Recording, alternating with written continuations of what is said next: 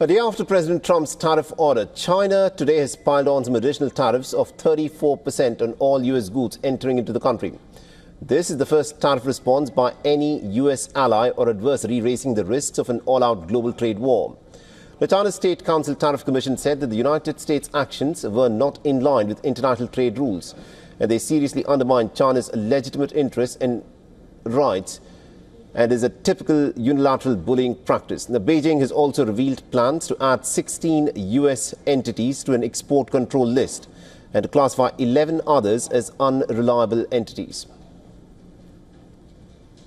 The spokesperson of the Ministry of Commerce announced today that the United States' imposition of so-called reciprocal tariffs seriously violated the rules of the WTO and seriously damaged the legitimate rights and interests of WTO members, seriously undermined the rules-based multilateral trading system and the international economic and trade order. It is an unilateral bullying practice which endangers the stability of the global economic and trade order.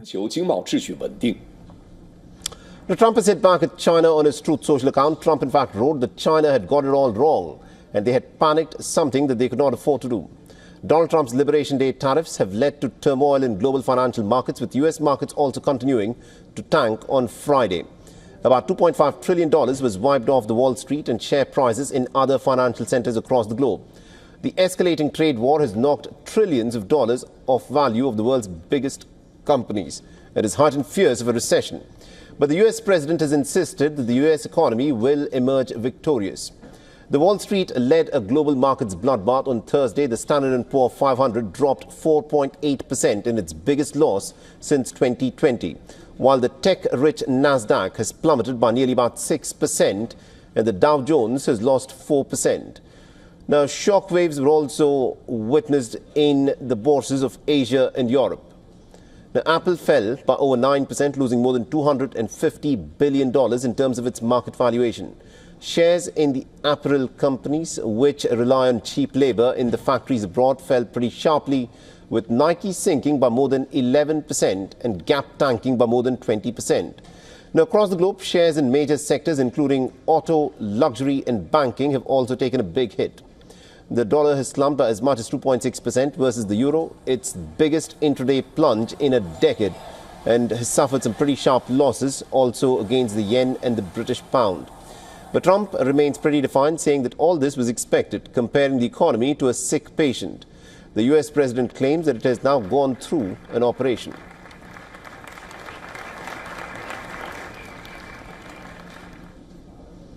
And we earlier spoke with Mr. Peter Murici, who is a renowned economist and a professor of business at the University of Maryland's Smith School of Business. Listen to what he had to say. Well, I think that we are at risk of a recession now in the United States. We had this fantastic jobs report today. So probably they're saying, look, things are great. Yeah, but that's in the rearview mirror. That's before all these tariffs.